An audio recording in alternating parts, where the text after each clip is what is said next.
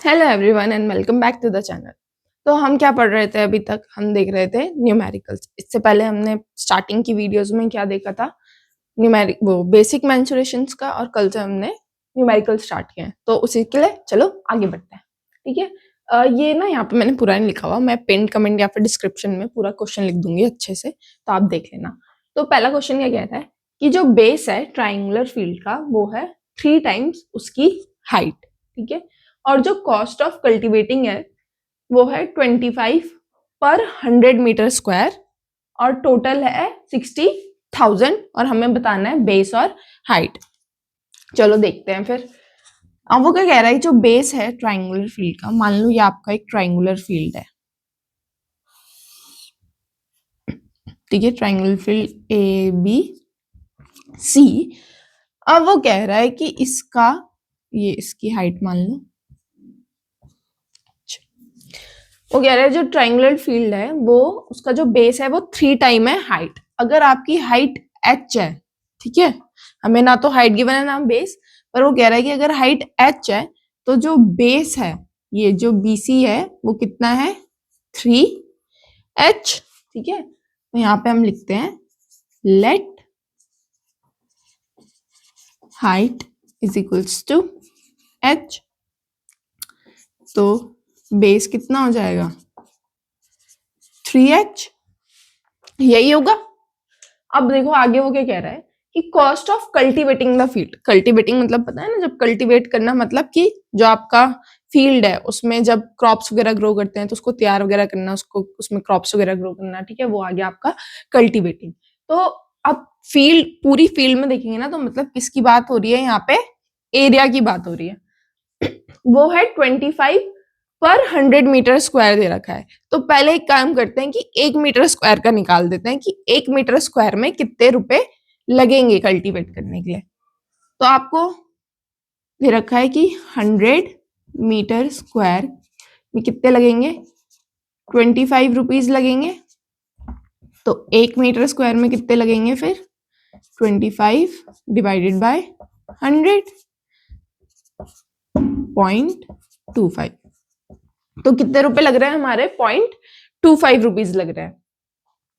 अब टोटल उसने दे रखा है हमें, टोटल कितना दे रखा है उसने? 60,000। मतलब वो जो पूरी फील्ड थी ना आपकी, उसको पूरा कल्टीवेट करने पे उसको कितने रुपए लगे? टोटल 60,000 रुपीज लगे। तो मतलब मान लो आपकी फील्ड का एरिया मान लो x था। ठीक है, आपकी फील्ड का एरिया कितना था? x। हमें पता है ये किस में रहा होगा, मीटर स्क्वायर में। एरिया किस में आता है? स्क्वायर में आता है ना। तो मान लो x मीटर स्क्वायर आपका एरिया था। फिर 25 रुपीज क्या है? 1 मीटर, 0.25 सॉरी 0.25, 0.25 क्या है? 1 मीटर स्क्वायर का है। तो इसको मल्टीप्लाई कर देंगे किससे? 0.25 से। और हमें टोटल दे रखा है कितना? 60,000 रुपीज दे रखा है। यही दे रखा है ना। तो अब यहां से हम किसकी वैल्यू निकाल देंगे? यहां से हम आपका एरिया निकाल देंगे। तो x कितना हो जाएगा यहां से? 60,000 पॉन में ये जो पॉइंट था ये यहां से हटा, तो यहाँ कितने लग गए? 2 जीरो बढ़ गए, 100 से मल्टीप्लाई कर दिया तो 25 4 जा, तो x की वैल्यू कितनी आ गई आपकी? 2,40,000। ठीक है, तो हमारा एरिया कितना आ गया? 2,40,000 मीटर स्क्वायर। अब हमें बतानी है क्या? बेस और हाइट। तो एरिया का फॉर्मूला क्या होता है? Area is equals to half into base into height. तो एरिया तो हमने निकाल दिया, कितना है? 2,40,000। तो हम यहाँ लिख देंगे कि हाफ इंटू बेस कितना है? 3h, और हाइट कितनी है? h is equals to 2,40,000। 2 उधर चल जाएगा, यहाँ क्या बचेगा? 3h square is equals to 30,000 multiply by 2, और यहाँ पे h स्क्वायर बचेगा, 3 भी इधर आ जाएगा, तो ये कितना हो जाएगा? 2,40,000 टू 2 अपॉन में 3, यही होगा। 3 8 जा, 1 2 3 4, 8 2 जा 16, तो यहाँ पे कितना बचा 16 0 0 0 0 1,60,000। अब ये h, हमें तो h की वैल्यू चाहिए, तो ये स्क्वायर यहाँ अंडर रूट में कन्वर्ट हो जाएगा, तो 4 4 जा 16, 2 0 2 0, तो 1 0 और 1 0, तो आपकी हाइट कितनी आ गई 400 मीटर। ठीक है, और बेस कितना है 3h, हमें हाइट और बेस ही निकालना है, तो बेस कितना होगा फिर 3h है, h कितना है 400, तो 3 मल्टीप्लाई बाय 400, तो आपका बेस कितना आ गया 1200 मीटर। ठीक है, आई होप क्लियर होगा कि हमने क्या किया है। आप लोग देख लो, नोट कर लो, फिर हम अपने नेक्स्ट क्वेश्चन पे बढ़ते हैं।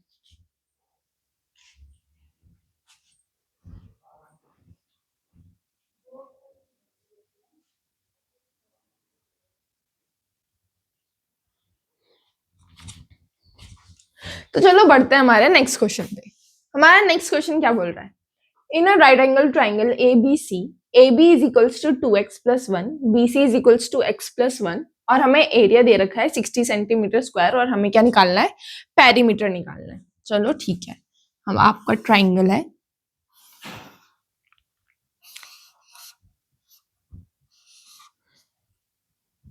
ABC, ठीक है, ये आपका ट्राइंगल है, उसने दे रखा है हमें AB 2x plus 1, BC x plus 1, और एरिया भी गिवन है, हमें निकालना है पेरीमीटर।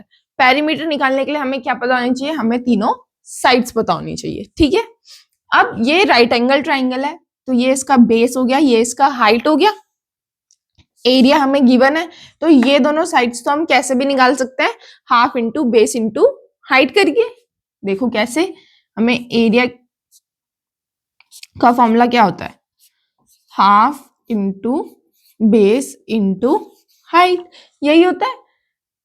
तो हाफ इंटू बेस कितना है x प्लस 1, और हाइट कितनी है 2x प्लस 1, और एरिया हमें कितना गिवन है 60, यही गिवन है। अब यहां से हम निकाल देंगे एरिया, 2 इधर चल जाएगा तो मल्टीप्लाई में हो जाएगा, और यहाँ इनको और इनको मल्टीप्लाई कैसे करते हैं, x की मल्टीप्लाई किसके साथ होगी, इन दोनों के साथ, वैसे ही 1 की मल्टीप्लाई भी किसके साथ होगी, इन दोनों के साथ होगी। तो देखो x और 2x को मल्टीप्लाई करेंगे तो कितना आएगा 2x स्क्वायर, x और x प्लस का साइन है ना, तो x बन जा x, प्लस का साइन है प्लस 2x और प्लस 1 इज इक्वल्स टू 2 इधर मल्टीप्लाई में चल जाएगा, तो ये कितना बन जाएगा 120। यहाँ पे आपको बचा 2x स्क्वायर प्लस 3x। अब इसको भी इधर ले आते हैं और हमारी क्या बन जाएगी, एक क्वाड्रेटिक इक्वेशन बन जाएगी। तो 120 इधर आएगा तो माइनस का 120 हो जाएगा, 1 माइनस 120 कितना हो जाएगा, माइनस का 119 इज इक्वल्स टू 0। अब हमारी क्या बन गई, एक क्वाड्रेटिक इक्वेशन बन गई। तो अब हम x की वैल्यू निकालेंगे, और इसको हम सॉल्व करते हैं फैक्टराइजेशन मेथड से। मतलब हमें दो ऐसे नंबर चाहिए, कैसे नंबर, पहले आप किसको मल्टीप्लाई करोगे, ये एक्स स्क्वायर का कोफिशिएंट है ना यहाँ पे 2, और ये क्या है कांस्टेंट टर्म है, पहले तो इन दोनों को मल्टीप्लाई करो, जैसे 2 इंटू 119, 2 9 जा 18, 2 1 जा 2, 3 2 1 जा 2, ठीक है, माइनस का यही होगा। तो इन दोनों को मल्टीप्लाई करके क्या आया 238 आया। बीच में कौन सी, बीच में x का कोफिशिएंट क्या है 3 है। तो अब हमें दो ऐसे नंबर चाहिए जिन्हें तो मल्टीप्लाई करके क्या है 238 आए, और प्लस करके क्या है 3 आए। क्या, दो नंबर जिन्हें मल्टीप्लाई करके ये आए और प्लस करके क्या है 3 आए। तो अब ऐसे दो नंबर कौन से हो सकते हैं,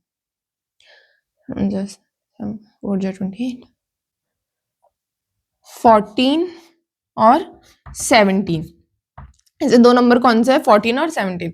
माइनस 14 प्लस 17, ये सम हो रहा है ना यहाँ पे, माइनस 14 प्लस 17। अब इसको सम करेंगे तो क्या आएगा हम पे 3 आएगा, तो 3 की जगह हम क्या लिखेंगे अब -14 और 17। तो 2x square minus 14x plus 17x minus 119 is equals to 0। ठीक है, अब यहां से हम क्या ले लेंगे, कॉमन ले लेंगे।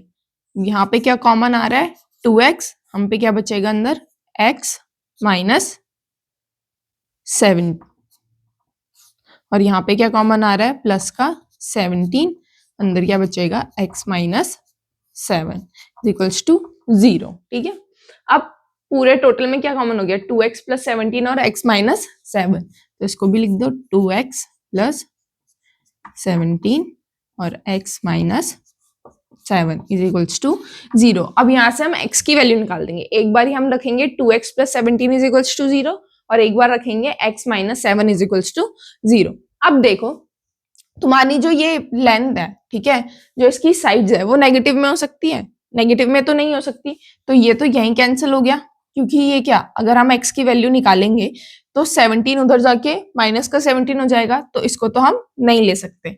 हम किसे लेंगे, x की value, x minus 7 is equals to 0, तो x क्या आ गया आपका 7। ठीक है, x 7 आ गया, तो अब हम इसको यहाँ पुट कर देंगे और अपनी हाइट और बेस निकाल देंगे। तो ए बी कितना है, 2x प्लस 1, तो ये कितना हो जाएगा, 2 multiply by 7 plus 1, 14 plus 1 is equals to 15 centimetre. A B आ गया 15 और बी सी आ गया आपका x प्लस 1, 7 प्लस 1, 8 सेंटीमीटर। ठीक है, ये हो गया। अब हमें क्या निकालना है, पेरीमीटर। तो पेरीमीटर के लिए हमें क्या भी चाहिए, तीसरी साइड भी चाहिए, और तीसरी साइड हम कैसे निकाल देंगे, पाइथागोरस थ्योरम से। तो हमारी पाइथागोरस थ्योरम क्या कहती है, हाइपोटेनस का square is equals to perpendicular square plus base square. Perpendicular कितना है 15, तो यहाँ पे हम लिख देंगे 15 का स्क्वायर प्लस 8 का स्क्वायर, 225 प्लस 64, यही होगा 225 प्लस 64। ये कितना आ गया आपका, h square is equals to 289, और h की वैल्यू आ गई यहां से 17। अब पेरीमीटर निकालने के लिए हम क्या कर देंगे, 15, एक साइड है 15, यहां लिख देती हूं मैं, एक साइड है 15, एक है 8 और एक है 17। अब इन तीनों को प्लस कर दो, हमारा क्या आ जाएगा, पेरीमीटर। तो पेरीमीटर क्या हो जाएगा, 15 प्लस 8 प्लस 17, जो कि किसके बराबर हो जाएगा, 40 सेंटीमीटर। ठीक है, अगर देख लो, नोट कर लो, आई होप क्लियर होगा ये। फिर हम बढ़ते हैं अपने नेक्स्ट क्वेश्चन पे।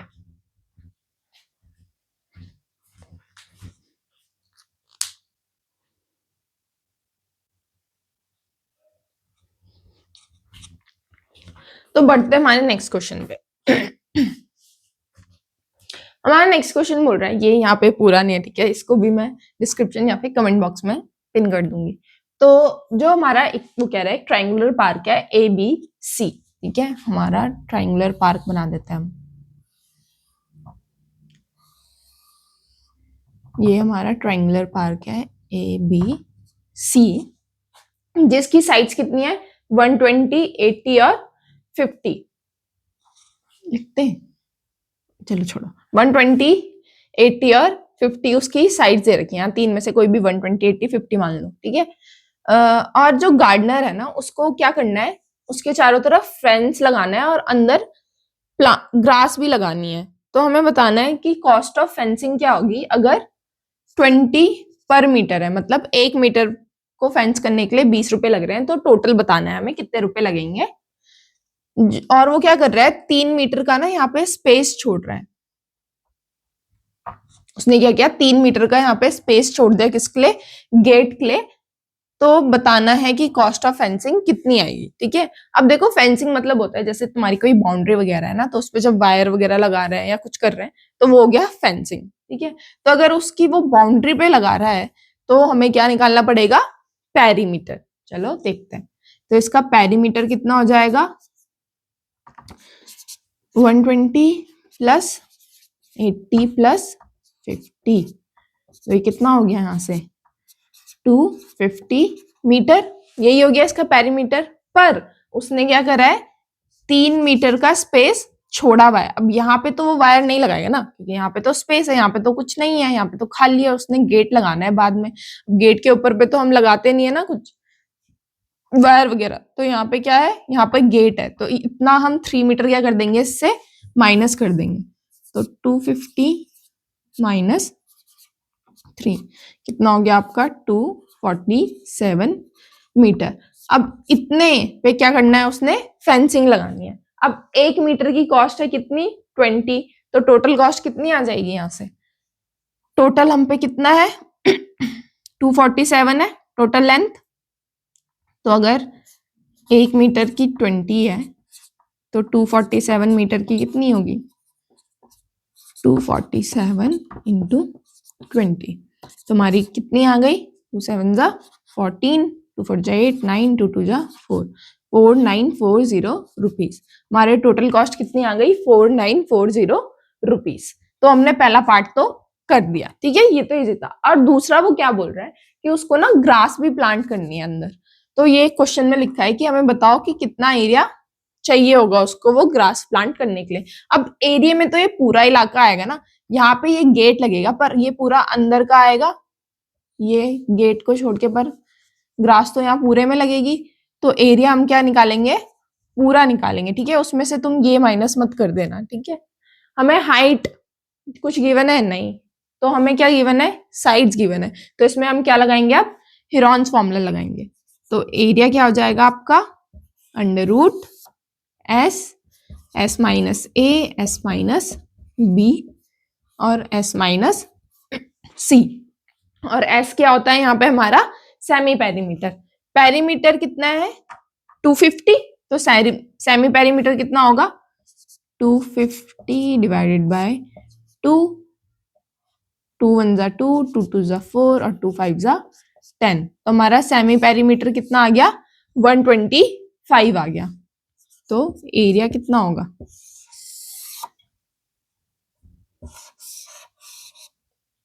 एरिया है हमारा अंडर रूट 125